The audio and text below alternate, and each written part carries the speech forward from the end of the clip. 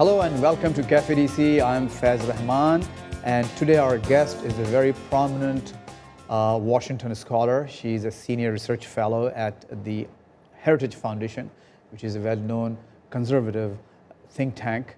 And had a lot to do, I think, with the midterms election as well. Lisa Curtis, first let me welcome you. And Thank you. I didn't want to steal the thunder from you, so to speak. But I mean, I have a long list of questions.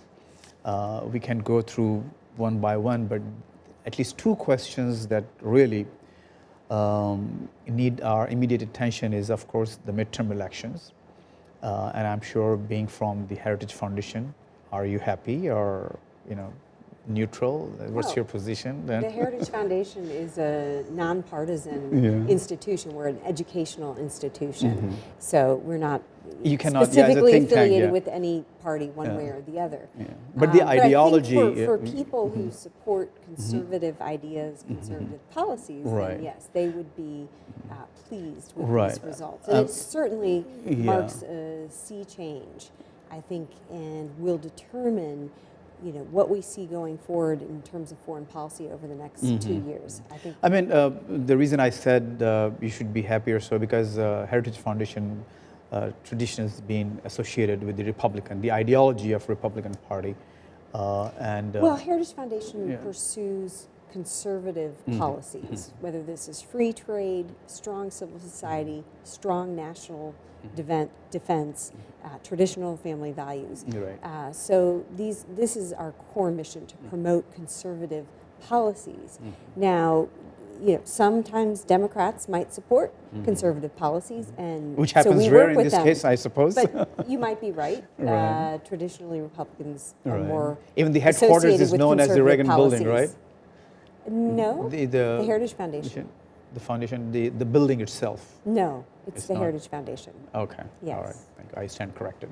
Well, so let's see. I mean, this was on the lighter side, but let's get into a little bit more serious discussion on this topic. The midterm elections, even though it's a pure American electoral phenomenon, which is like, every 2 years you see changes. Sometimes you do, sometimes you don't.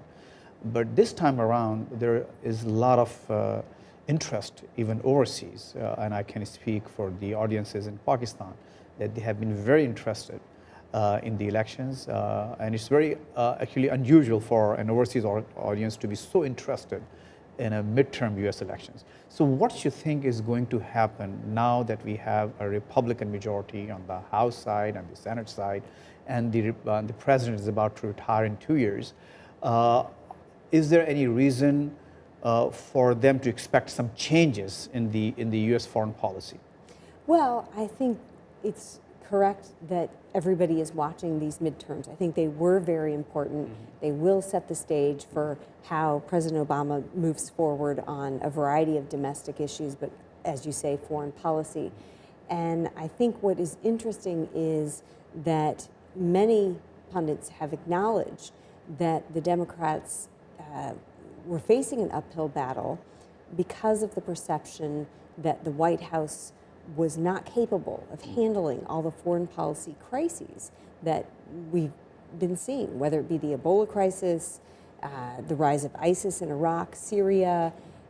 There's a lot of questions about, whether the White House is capable of handling these challenges. So I think that played in the favor of the Republican candidates that won. People were simply fearful that the Democrats were not capable of dealing with all these crises that we were facing. So yes, now the question is that we have a Republican-controlled Congress. What are they going to do to influence our foreign policy? And when it comes to South Asia, I think that's an interesting question, particularly on the issue of the U.S. troop withdrawal from Afghanistan. I think it's possible that the Republicans, who have been very supportive of the U.S. remaining engaged in Afghanistan, these are people like Senator McCain, who will be the chairman of the Senate Armed Services Committee, Lindsey Graham, Senator Mitch McConnell, now leading the Senate. These are people who have been critical of the White House for drawing down too quickly, for allowing the decision-making process to be too influenced by the political timeline rather than conditions on the ground. So the question is now, will they use their influence in Congress to put more pressure on the White House to reconsider the timeline for withdrawing U.S. troops from Afghanistan? Fair enough, but the question is, Lisa, I mean, now that basically Republicans just control one more branch, I mean, just one more part of Congress. But before they had already had majority on the House side, and you said the foreign policy basically was just driven by the White House, and there were issues that people were concerned with. So, do you think their majority in the House wasn't enough for the Republicans to have some checks and balances on those decisions and issues, and majority in the Senate, is that absolutely necessary to make those changes, and those changes will be forthcoming? Well, when it comes to legislation, yes, you have to be able to pass the legislation not only through the House but also through the Senate. However, now President Obama will probably be using his veto authority, but it still pushes the legislation that much further. And which can be overridden by a two-thirds majority. Two-thirds majority, yeah. Which will still be difficult for the Republicans. So yes, in terms of legislation, it does make a difference. In terms of perception, and approaching 2016 and the next U.S. presidential election, people are already talking about how the Republicans in Congress place themselves. Will they believe that it's more in their interest to take this combative role with the White House for the presidential election? I hope this is not the case, because really we are facing several crises around the world. We need good policy. And we need people to work across the aisle with each other to implement these policies. So hopefully, both sides will see it's in their interest to work together. Yes, the Republicans have made some gains, but hopefully they understand that a lot of the vote was also people angry that things were not getting done in Washington. So that means it's incumbent on both sides, both the President of the White House and the Republican-controlled Congress, to get things done for the American people. We'll come back to this topic one more time, but let's talk about another shocker which has been making rounds in the DC area. The news about Ambassador Robin Raphael, that she's under investigation, and her offices and her home were raided, and there are some charges about possible spying for foreign governments. I mean, what do you think of these? I know as a scholar for a different area, you may not have some solid comments, but you did work with her. She was your boss while you were at the embassy in Pakistan. So what do you think? What's your take on this situation? Well, I was very shocked to read this Washington Post article, and I really don't know anything beyond the contents of that article. So this is an investigation. It's in the hands of the FBI. So I really don't have any information on this. And I would just simply say that, yes, I've known Robin Raphael for many years. In fact, she was the first assistant secretary for the South Asia Bureau when it was first established in 1993. And that's when I first had contact with her, because I was posted in Pakistan as a diplomat from 1994 to 96. So she was my boss, in a sense, and she would make frequent visits to Pakistan. And I would just simply say, she's very well respected, on Capitol Hill, within administration circles, within the think tank circles, which is now where I see her at various think tank meetings. In fact, she attended a meeting, in mid-October that I had attended at a think tank discussion. So this has come very much as a shock, and I wouldn't like to comment any more than that. Okay, good. Thank you very much. Well, coming back to our earlier discussion, so we talked about Afghanistan, and then another part of major foreign policy gambit or issues at the White House is Iraq, ISIS, Syria, the Middle East, the entire Middle East. So what do you think is going to change, if anything? Well, I think there will be support for combating ISIS. Certainly Senator McCain, who will be chairman of the Senate Armed Services Committee, has made a case for boots on the ground. I don't know how popular that idea Is that a will good be idea in your with own the opinion? rest. In your opinion, is that a good idea? Boots on the ground in Syria and Iraq? Well, look, I think we need, number one, we do need to defeat ISIS. It's a threat, not only to Iraq, Syria, the people there, it's a threat to the international community.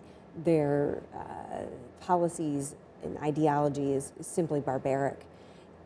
So they do need to be defeated, and everybody will pay a price if they're not pushed back. But so far, it looks like the U.S. military strikes have been helpful. They are helping to at least deny ISIS from taking any more territory, at least in Iraq. The situation is much more complicated in Syria. But I think this is an issue that will have to be discussed in Congress because I'm not sure that there is a great amount of support for this idea of boots on the ground. Certainly the White House has been clear that's not what it has in mind for a strategy.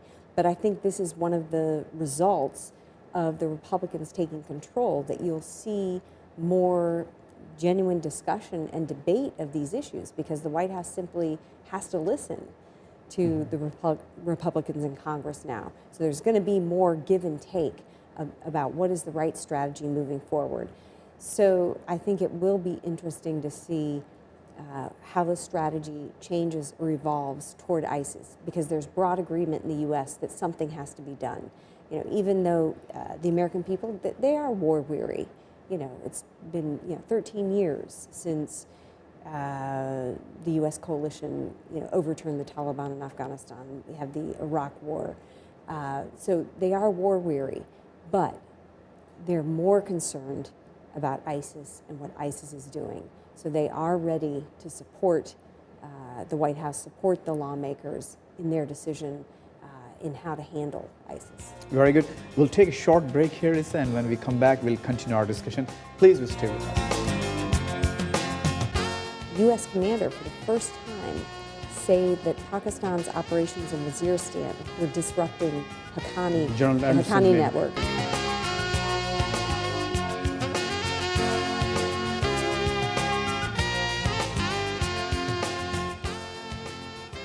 Welcome back.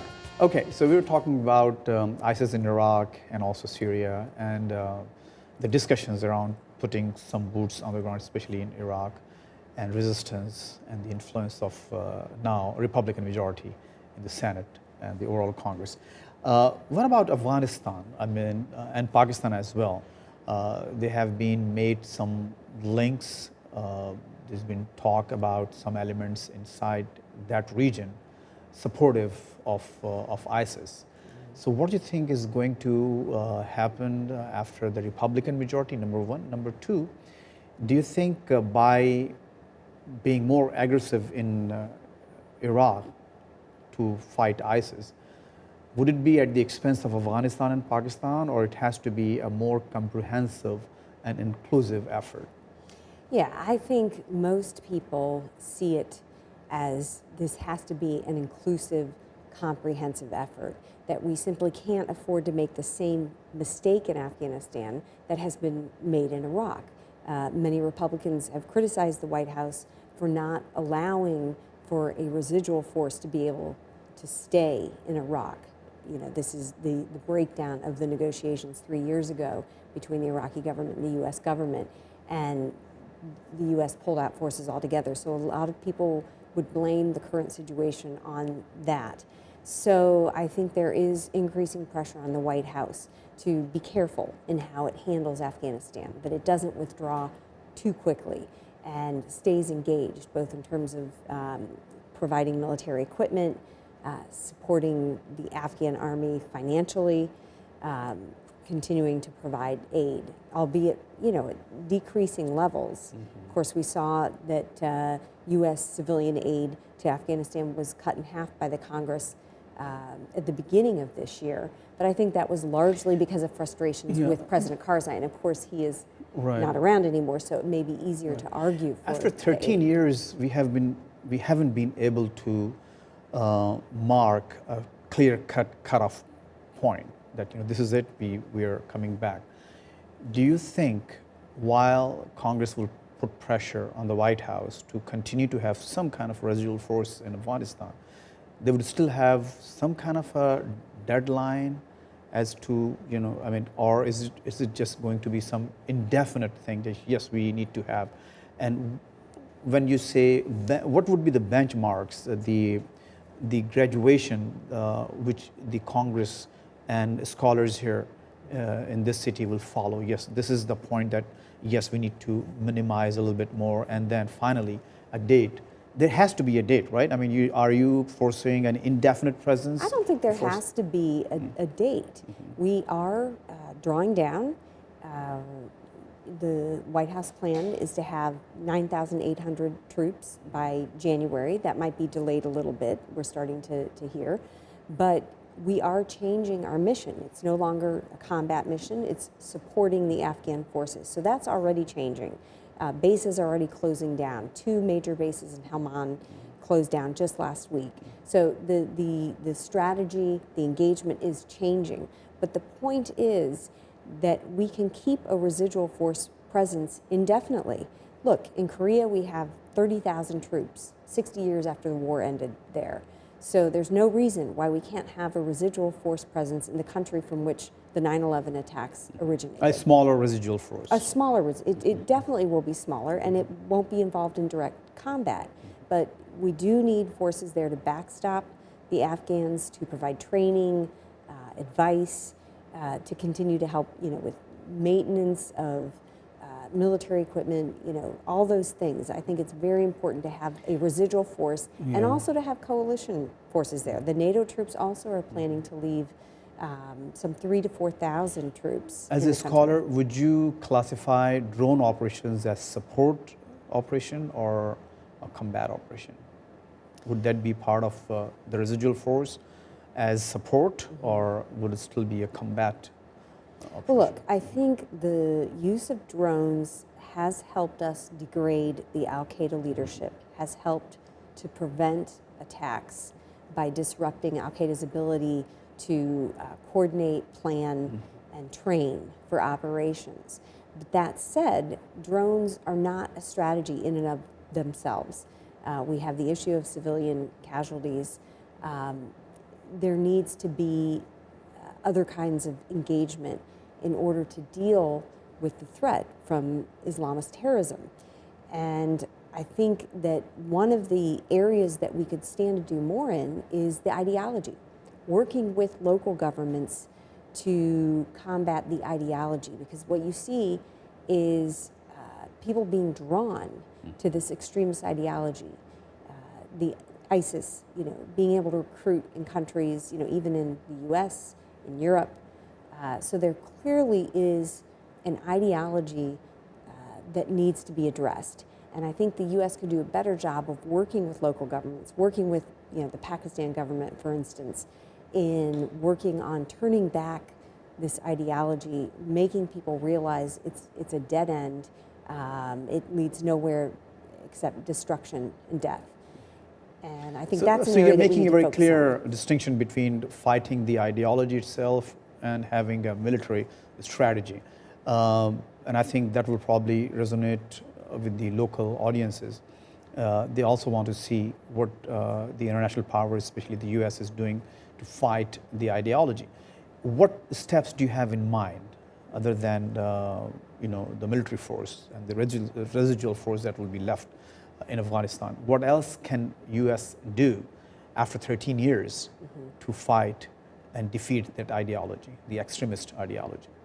Well, I think continuing to support democratic principles and ideals, continuing to engage with the civil society. I would like to see a much more robust civil society engagement, particularly between the U.S. and Pakistan. I think that's an area that holds real promise, because I think you do have many Pakistanis who don't support this ideology, would like to see Absolutely. a democratic, prosperous future for the country.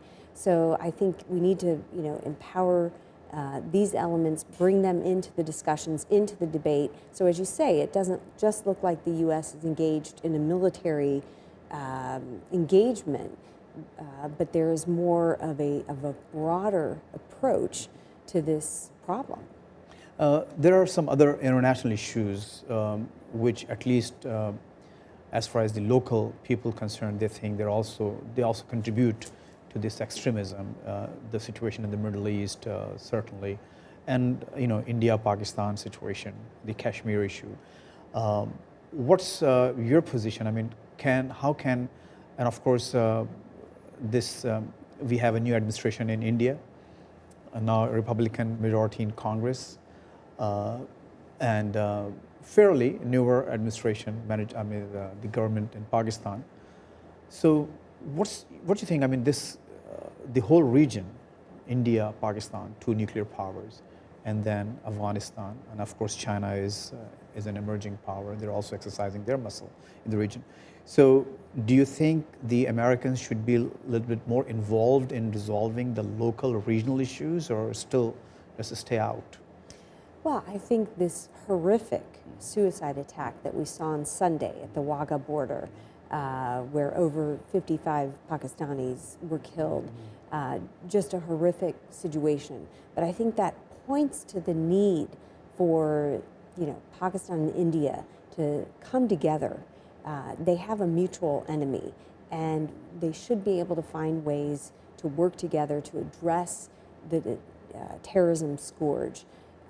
It's a very complicated relationship. We thought initially that there might be some opportunities for engagement between the two countries when the new Indian Prime Minister Modi invited Nawaz Sharif to the swearing-in ceremony. However, a couple of months later, the Foreign Secretary talks were called off by the Indian side. So now there's a bit more skepticism about what might be possible. And of course, we've had some severe incidents of firing across the line of control and the working boundary. So there's been a lot of tension on the border. But I think if you needed any indication of the importance of these two countries finding a way to talk to each other, to dialogue, it's what happened on Sunday. Because even though it was Pakistanis that were killed, my understanding is the terrorists tried to get into the actual staging ground where they do the ceremony. There could have been Indians killed as well. Yeah, both sides. So, exactly. For the first time, we might have had a terrorist attack that killed both Indians and Pakistanis, showing that the two sides have, the same enemy. Lisa, finally talking about the operation in North Waziristan, the Zarb-e-Azb operation. From U.S. perspective and from a vantage point sitting here, what you see and how you see it? Mm-hmm. Well, I think that the operations in North Waziristan are very welcome. I think the Pakistan military, has focused on trying to disrupt the bases of the TTP. According to the government statements, they have gotten rid of some 1,200 TTP terrorists. Clearly, the TTP is starting to factionalize and break up into different groups. There's been a lot of confusion. Some TTP factions have claimed allegiance to ISIS, but some have not. So there is a bit of disarray that you sense within the TTP. And we even had a U.S. commander for the first time say that Pakistan's operations in Waziristan were disrupting Haqqani, the Haqqani network. But before that, Pentagon said something else, in its report to Congress. Yeah, I mean, I don't think things change overnight, right? The history of the relationship between the Pakistan military establishment and some of these groups goes back a long way. But I do think that there is increased recognition within the leadership of Pakistan, both the military and the civilian leadership, that these relationships are coming back to haunt them, that the policies are backfiring. And so I think there is a greater interest in attacking some of these groups that previously they had tried to work with. And like I said, I don't think things will change overnight, but I think this is a positive sign if we hear U.S. commanders indicating that it's actually helping in Afghanistan. What Pakistan is doing on its side of the border is helping the situation in Afghanistan. And hopefully that can lead to a better relationship between Afghanistan and Pakistan, because I also think there's an opportunity with Ashraf Ghani, the new Afghan leader. Yeah. You know, he has long been a supporter of improving the relationship, of finding initiatives, ways to build ties. We are running out of time, Lisa Curtis, Senior Research Fellow at the Heritage Foundation. Thank you very much for being on the show. We enjoyed your discussion, and hopefully we'll see you again on some other topic. Thank you very much for watching Cafe DC. I'm Faz Rahman saying goodbye to you from Washington.